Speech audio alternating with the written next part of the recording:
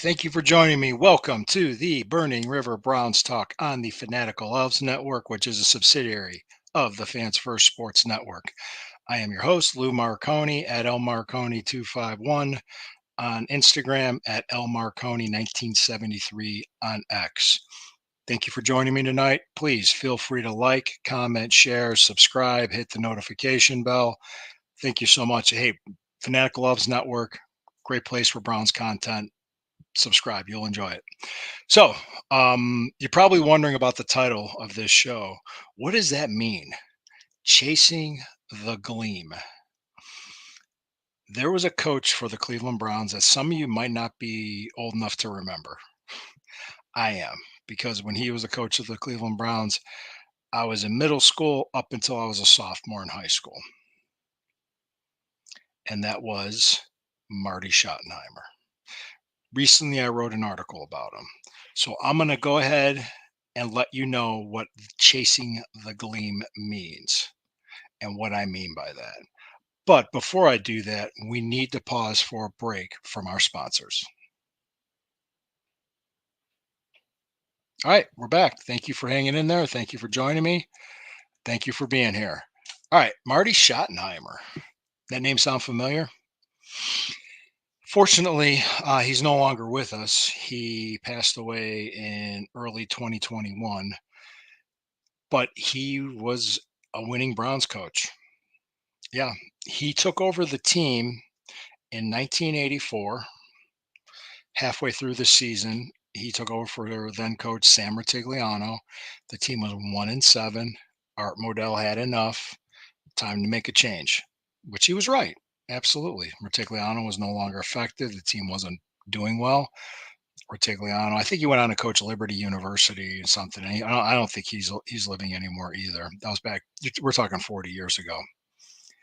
Now, if you go into half at the halfway point of the season, Schottenheimer was at the team facility or in the office, and he met with Art Modell and Ernie. Of course, they said, "We want to make you the interim head coach for the rest of the season." Schottenheimer refused.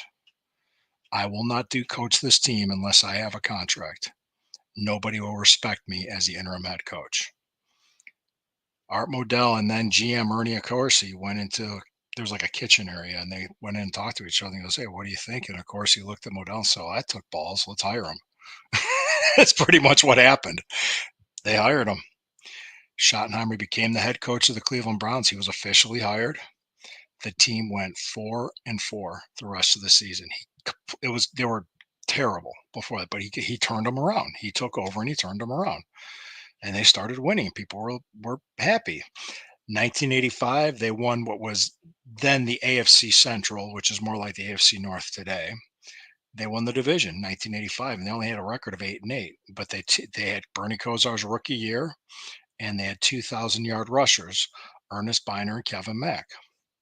Offense seemed too simple for Kosar. They needed to make a move. They did in 1986. They hired Lindy Infante as the offensive coordinator. Schottenheimer was a head coach with Dave Adolph as the defensive coordinator. That team went 12-4, won the AFC Central again, beating Cincinnati the second last game of the season to win the division.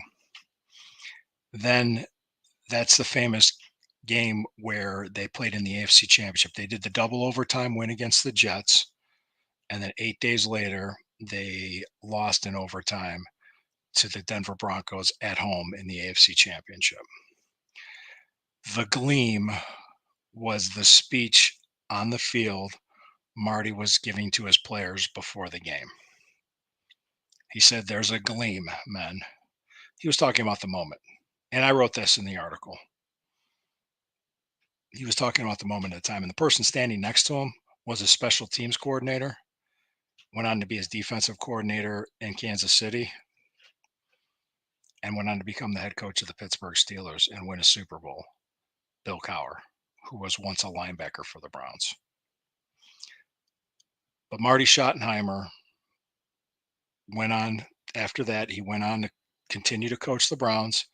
1987, they lost the AFC Championship in Denver by like 3 points. It was heartbreaking. That was the famous fumble game with Ernest Biner.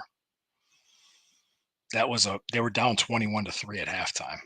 They stormed back in that second half, and I remember I had a feeling at halftime. I said, "This team's gonna go out and play hard," and they did, and it was probably one of the best offensive performances I've seen from Kozar and Ernest Miner in my life as a Browns fan. To me, I felt the 86 and 87 Browns were probably the best teams you can imagine. So everybody going into 1988 was very optimistic about the team. Marty Schottenheimer was the head coach. We had Bernie Kosar. We had everything. We're ready to go. We're ready to contend for a Super Bowl. The team got ravaged with injuries that whole year. They made the playoffs, but they didn't win the division. Bernie Kosar didn't even finish the year. Don Strzok came in. Don Strzok came in to beat the Oilers to get us a wild card playoff spot. And then we had to play the Oilers again at home, and we lost the wild card game to them. I think by 1 point. It was crazy. Um, Shortly after that, Art Modell met with Schottenheimer and Ernie Accorsi, and he told him, "Hey, look, we're going to hire an offensive coordinator, and we're gonna have to release the special teams coordinator, who was his Marty Schottenheimer's brother, Kurt Schottenheimer. You're gonna have to fire your brother and hire an offensive coordinator, and that's the way it's gonna be." And Schottenheimer refused to do that, and Mark Modell fired him. For the 1989 and 90 season, Bud Carson was our head coach. That was the last AFC Central. That was the last division championship, was in 1989, and the last AFC Championship game appearance was in 1989. Because in 1990, the wheels fell off the team, and they went 3-13. And the next year started the Bill Belichick era of the Cleveland Browns. Art Modell fired Marty Schottenheimer. Art Modell fired Paul Brown. Art Modell also fired Bill Belichick. Talking about 3 Hall of Fame coaches that idiot fired. Ever since the 86, 87 seasons, the Cleveland Browns fans have been chasing that moment of glory, which Marty Schottenheimer called the Gleam. And this is what I mean by chasing the Gleam. We've been chasing it ever since. We still are, and we still continue will. Here we are after a very good season with injury-riddled players, and an old-time veteran quarterback was brought in late in the season for a playoff push. Instead of Don Strzok, it was Joe Flacco.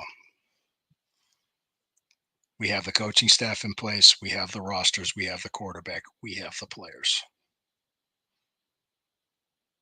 We can do it. We can chase that gleam, and we can catch it. Keep in mind, in 1988, I was 15 years old. I was paying attention, and I was shocked when Marty Schottenheimer got fired. I couldn't believe it. And Ernie, of course, he looks back on hindsight. He even said that I should have been a better buffer between the two of them. Could have probably negotiated, say, okay, we want to hire an offensive coordinator. You don't have to fire your brother. I think what it was Modell wanted to fire his brother, and Schottenheimer refused to let him do that. He was loyal to his family, which is understandable. And Marty Schottenheimer went on to be successful in Kansas City, division championships, playoff appearances, was successful with Washington, and was successful with Kansas City. The problem was his postseason success wasn't there. He never won the big game. He never won the Super Bowl. Lord rest his soul. He was a hell of a coach and a hell of a man. And Browns fans, we're going to chase that gleam this year, and we're going to catch it. Catch it is what we're going to do. Always remember, when the river burns, it burns brown and orange. I'll see you tomorrow night.